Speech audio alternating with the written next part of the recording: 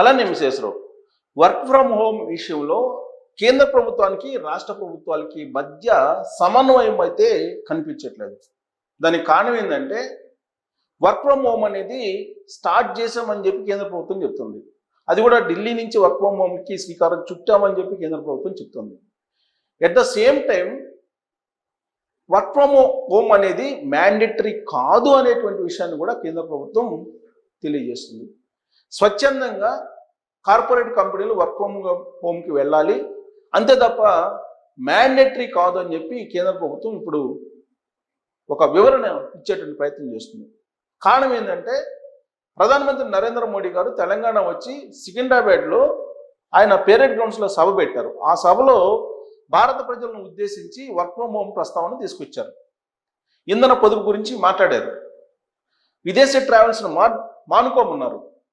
వీలున్నంత వరకు పొదుపు చేయండి అని చెప్పారు. ఆర్థిక మాన్యంలోకి వెళ్ళబోతున్నామని చెప్పి సంకేతాలు కూడా ఇచ్చారు. కరోనా సమయంలో నెలకొన్నటువంటి పరిస్థితులు మనకు మళ్ళా ఇప్పుడు పశ్చిమాసియాలో నెలకొన్నటువంటి యుద్ధ రూపంలో సంక్షోభం రాబోతుంది అనేటువంటి విషయాన్ని కూడా ఆయన ప్రస్తావించారు. ఆ రోజు నుంచి లాక్డౌన్ అని, అప్రకటిత ఎమర్జెన్సీ అని, వర్క్ ఫ్రమ్ హోమ్ ఉంటుందని చెప్పి పెద్ద ఎత్తున మీడియాలో ప్రచారం జరిగింది. ఆ ప్రచారాన్ని తగిన విధంగా నరేంద్ర మోడీ గారు కూడా గుజరాత్లో సభలో మాట్లాడారు. అలాగే వేరే రాష్ట్రంలో ఎక్కడికి వెళ్తే అక్కడ ఆయన ఇదే విషయం మాట్లాడుతున్నారు. వర్క్ ఫ్రమ్ హోమ్ విషయం గురించి, పొదుపు చర్యల గురించి మాట్లాడుతూ ఉన్నారు. ఆయన కాన్వాయ్లో ఉండేటువంటి వెహికల్స్ని కుదించుకున్నారు. ఆయన్ని అనుసరించి ముఖ్యమంత్రులు కూడా తమ కాన్వాయ్లో ఉండేటువంటి వాహనాలను కుదించుకొని పొదుపు చర్యలు చేపడుతూ ఉన్నారు. మరి వర్క్ ఫ్రమ్ హోమ్ విషయం ఏంటి? వర్క్ ఫ్రమ్ హోమ్ని ఎందుకు యూనిఫామ్గా దేశం మొత్తం ఇంప్లిమెంట్ చేయలేకపోతున్నారంటే కేంద్ర ప్రభుత్వం ఆ ఇష్యూని టేకప్ చేయలేదు. కేంద్రం క్యాబినెట్ సమావేశం జరిగింది. ఆ క్యాబినెట్ సమావేశంలో అనేక నిర్ణయాలు తీసుకున్నారు. ఆ నిర్ణయాల్లో వర్క్ ఫ్రమ్ హోమ్ కూడా ఉంది. కాకపోతే అది మ్యాండేటరీ కాదు అనేటువంటి అంశాన్ని ఇప్పుడు కేంద్ర ప్రభుత్వం చెప్తూ ఉంది. ఎందుకు ఆ విధంగా చెప్తుంది అనంటే రాష్ట్ర ప్రభుత్వాల నుంచి ఒత్తిడి ఉంది. ఒకవేళ వర్క్ ఫ్రమ్ హోమ్ విధిస్తే ఆయా రాష్ట్రాల యొక్క ఖజానాలు ఖాళీ అయిపోతాయి అనేటువంటి ఉద్దేశంతో రాష్ట్ర ప్రభుత్వాలు ప్రెజర్ చేస్తూ ఉన్నాయి. అందుకే బాగా ఐటీ సెక్టర్ ఎక్కువగా ఉన్నటువంటి తెలంగాణలో కానీ, కర్ణాటకలో కానీ, మహారాష్ట్రలో కానీ, లేదా ఢిల్లీ కానీ ఇలాంటి చోట్ల వర్క్ ఫ్రమ్ హోమ్ని మ్యాండేటరీ అనేలాగా ఒక ఆర్డర్స్ ఇవ్వలేదు. ఆ కారణం చేత ఆయా రాష్ట్రాల్లో, ఆయా రాష్ట్ర పరిధిలో ఉండేటువంటి సిటీస్లో కార్పొరేట్ సంస్థలు, ఐటీ సంస్థలు, సాఫ్ట్వేర్కి సంబంధించిన కంపెనీలు రాష్ట్ర ప్రభుత్వాలు చెప్పింది వింటూ ఉన్నాయి. రాష్ట్ర ప్రభుత్వాలు ఏం చెప్తూ ఉన్నాయి? పూర్తి స్థాయిలో వర్క్ ఫ్రమ్ హోమ్ ఇవ్వద్దు, హైబ్రిడ్ మోడ్లో ఇవ్వండి అని చెప్తూ ఉన్నాయి. కానీ హైబ్రిడ్ మోడ్లో ఇచ్చినా లేదా ఫుల్ ఫ్లెడ్జ్డ్గా ఇచ్చినా ఆయిల్ కన్జంప్షన్ అనేది తగ్గదు. పూర్తి స్థాయిలో వర్క్ ఫ్రమ్ హోమ్ ఇస్తే తప్ప అనేటువంటి వాదన బలంగా వినిపిస్తుంది. వర్క్ ఫ్రమ్ హోమ్ ఇవ్వాలి అని చెప్పి ఎక్కువ మంది ఎంప్లాయీస్ కోరుకుంటూ ఉన్నారు. కానీ కంపెనీలు మాత్రం కొన్ని వర్క్ ఫ్రమ్ హోమ్ ఇవ్వడానికి సిద్ధపడుతున్నాయి. దానికి కారణం ఏంటి? ఆఫీసు స్పేస్కి సంబంధించిన ఖర్చు తగ్గుతుంది, మెయింటెనెన్స్ తగ్గుతుంది, విద్యుత్ ఖర్చులు తగ్గుతాయి, స్పేస్ రెంట్ తగ్గుతుంది. ఇన్ని కారణాలు ఉన్నాయి కార్పొరేట్ సంస్థలకి. కాబట్టి వాళ్ళు వర్క్ ఫ్రమ్ హోమ్కి కొన్ని కార్పొరేట్ సంస్థలు కూడా ఇష్టపడుతూ ఉన్నాయి. సొంత క్యాంపస్లు లేనటువంటి అనేక కంపెనీలు వర్క్ ఫ్రమ్ హోమ్ ఇవ్వడానికి సిద్ధపడుతూ ఉన్నాయి. సొంత క్యాంపస్లు ఉండి కూడా కొంతమేరకు దాన్ని పరిమితం చేసుకొని వర్క్ ఫ్రమ్ ఇవ్వడానికి మల్టీనేషనల్ కంపెనీలు సిద్ధపడుతూ ఉన్నాయి. కానీ దీంట్లో కొన్ని డ్రాబ్యాక్స్ కూడా ఉన్నాయని చెప్పి చెప్తూ ఉన్నారు. ఏంటి ఆ డ్రాబ్యాక్స్?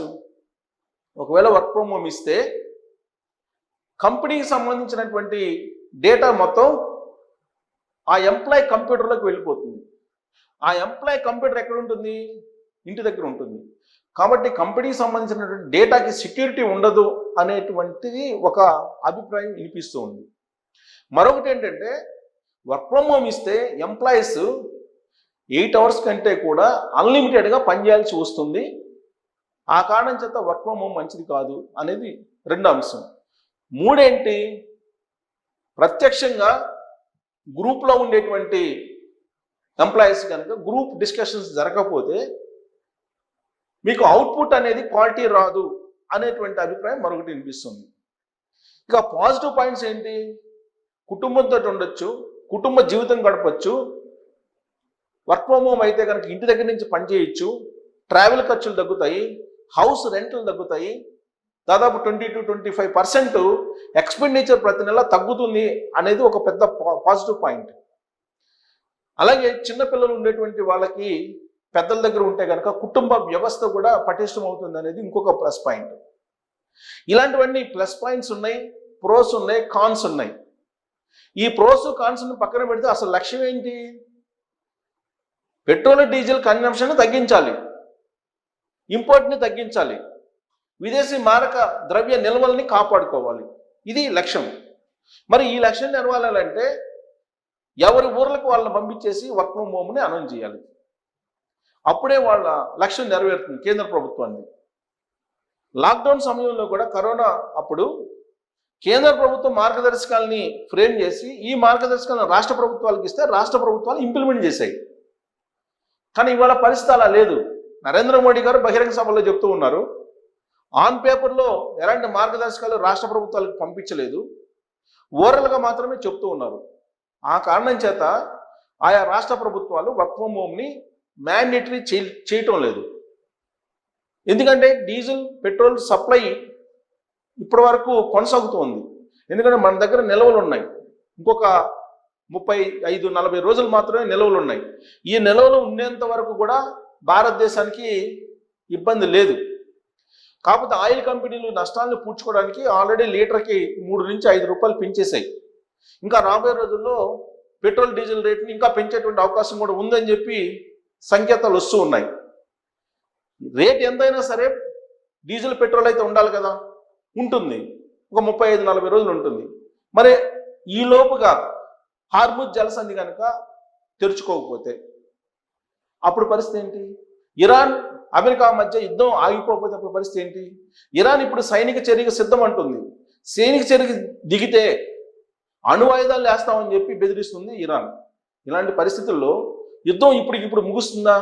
ముగిసేటువంటి పరిస్థితి లేదు. అందుకే ప్రధానమంత్రి నరేంద్ర మోడీ గారు చాలా క్లియర్గా చెప్పారు, మనం సంక్షోభంలోకి వెళ్ళబోతున్నాము, ఈ సంక్షోభం నుంచి బయటపడాలంటే కనుక ఖచ్చితంగా పొదుపు చర్యలు పాటించాలి, తాను చెప్పినటువంటి కొన్ని అంశాలను మీరు అనుసరించాలని చెప్పారు. కానీ రాష్ట్ర ప్రభుత్వాలు ఏం చేస్తున్నాయి? ప్రచారం కోసం కాన్వాయ్లను తగ్గించుకుంటున్నాయి, పొదుపు మంత్రాన్ని వినిపిస్తూ ఉన్నాయి, ప్రాక్టికల్గా మాత్రం కనిపించట్లేదు. ప్రాక్టికల్గా కనిపించాలంటే వర్క్ ఫ్రమ్ హోమ్ని ఫుల్ ఫ్లెడ్జ్డ్గా అనౌన్స్ చేయాలి. ఇప్పటి వరకు వర్క్ ఫ్రమ్ హోమ్ని ఫుల్ ఫ్లెడ్జ్డ్గా అనౌన్స్ చేయాల. కరోనా సమయం నుంచి కొన్ని కంపెనీలు ఇవాళకి కూడా వర్క్ ఫ్రమ్ హోమ్ని కంటిన్యూ చేస్తున్నాయి. కొన్ని కంపెనీలు హైబ్రిడ్ మోడల్ని అనుసరిస్తూ ఉన్నాయి. కొన్ని కంపెనీలు రెగ్యులర్గా ఎంప్లాయీస్ని రమ్మంటూ ఉన్నాయి. అట్లీస్ట్ ఈ రెగ్యులర్గా ఎంప్లాయీస్ని రమ్మంటున్నటువంటి కంపెనీలైనా రెస్ట్రిక్షన్ చేయాల్సిన అవసరం రాష్ట్ర ప్రభుత్వాల మీద ఉంది.